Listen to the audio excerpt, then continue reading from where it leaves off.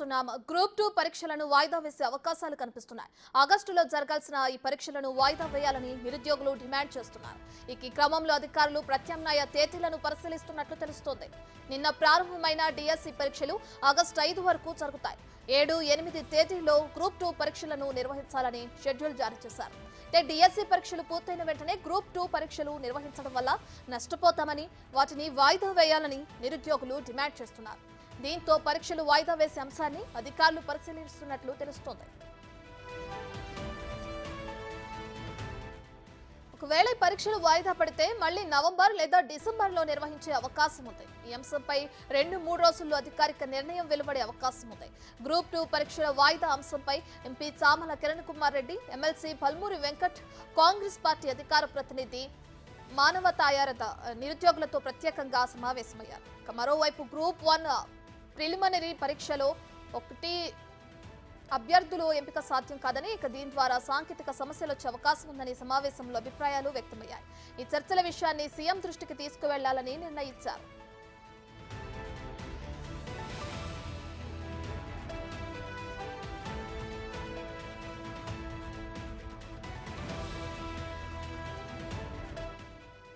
ఇదే అంశానికి సంబంధించి మరింత సమాచారాన్ని మా అసోసియేట్ ఇన్పుట్ ఎడిటర్ నగేష్ అందిస్తారు. నగేష్, గ్రూప్ 2 పరీక్షలు వాయిదా పడే అవకాశం కనిపిస్తుంది కదా, అయితే చర్చల్లో ఎటువంటి నిర్ణయాలు తీసుకునే అవకాశం కనిపిస్తుంది?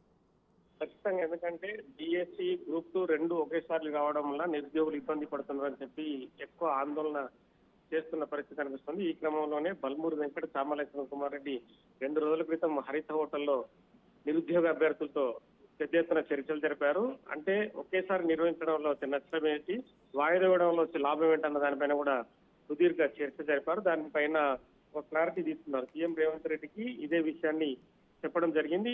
గ్రూప్ 2 పరీక్షను మళ్ళీ అంటే సెప్టెంబర్ లేదా డిసెంబర్ మాసంలో నిర్వహించడం కోసం ఏర్పాట్లు చేయాలన్న దిశగా ప్రభుత్వం ఆలోచించాలని చెప్పి సీఎంకి ఒక విజ్ఞప్తి అయితే వెళ్ళింది. ఎందుకంటే ఆల్రెడీ డిఎస్సి పరీక్షలు నిన్ననే స్టార్ట్ అయ్యాయి. 3 రోజులు నిర్వహిస్తున్న నేపథ్యంలో సెప్టెంబరు లేదా మధ్యలో డిసెంబర్లో అంటే నవంబరు, అక్టోబర్లో కూడా వేరే కేంద్ర ప్రభుత్వానికి సంబంధించిన పరీక్షలు ఉన్న నేపథ్యంలో కొంత గ్యాప్ ఇచ్చి డిసెంబర్లో నిర్వహిస్తాక కొంత వెసులుబాటు అభ్యర్థులకు ఉండే అవకాశం ఉంది. వాళ్ళు కూడా పరీక్షలు ఈజీగా రాసే అవకాశం ఉందని చెప్తున్నారు.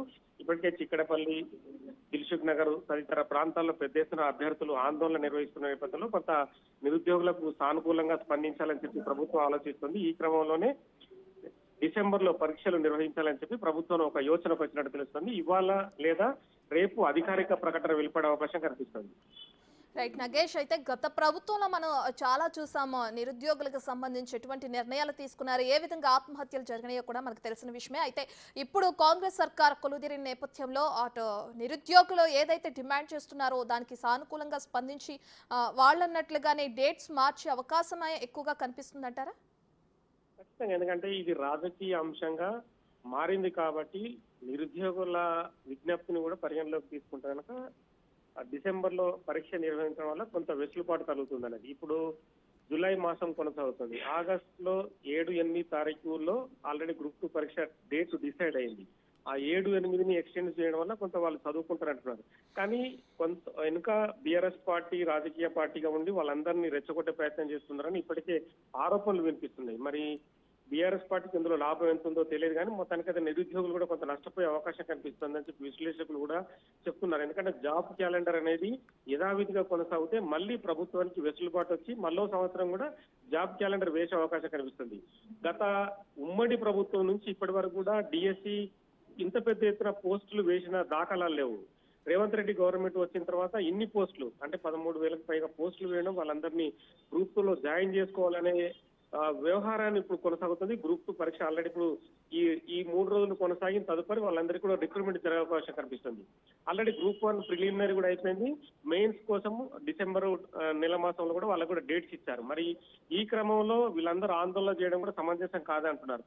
కానీ ఏంటంటే ఈ ఆందోళన జరగడము ఇదంతా ఒక రకమైన దిశగా వెళ్ళడం ప్రభుత్వానికి కూడా ఇష్టం లేదు. ఈ క్రమంలోనే నిరుద్యోగుల అభ్యర్థన కూడా ఖచ్చితంగా పరిగణలోకి తీసుకుంటామని చెప్పి ప్రభుత్వం కూడా సానుకూలంగా స్పందిస్తుంది. ఈ క్రమంలోనే చామల కిరణ్ కుమార్ రెడ్డి, ఎమ్మెల్సీ బల్మూరి వెంకట్ రంగంలోకి దిగి ఆల్రెడీ నిరుద్యోగులతో చర్చించారు. వాళ్ళు చెప్పిన విధంగానే గ్రూప్ 2 వాయిదా వేసి డిసెంబర్లో నిర్వహించి వాళ్ళందరికీ వెసులుబాటు కల్పించి వాళ్ళందరినీ ఉద్యోగులు తీసుకోవడానికి అవకాశం ఉంది. కానీ ఏంటంటే జాబ్ క్యాలెండర్ ఏదైతే అనుకున్న ప్రకారం కొనసాగుకుంటే ఏదైతే కాంగ్రెస్ ప్రభుత్వం మేనిఫెస్టోలో ఇచ్చిన హామీ ఏదైతే ఉందో అది కొంత అమలు లేట్ అయ్యే అవకాశం కనిపిస్తుంది. అది నిరుద్యోగులకు నష్టం చేసేది. ఇప్పటికే కొన్ని లక్షల ఉద్యోగాలు ప్రకటిస్తామని చెప్పి కాంగ్రెస్ ప్రభుత్వం ప్రకటించింది. ఈ క్రమంలోనే జాబ్ క్యాలెండర్ ను యథావిధిగా కొనసాగించేటట్టు ఈ 2 రోజుల్లో ప్రకటన అంటే డిసెంబర్ లో నిర్వహించాలనా లేదంటే ఏ మాసంలో నిర్వహించాలా, డిసెంబరా నవంబర్ అనేది కూడా ఇవాళ రేపు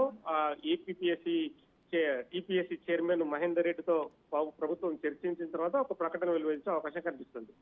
రైట్.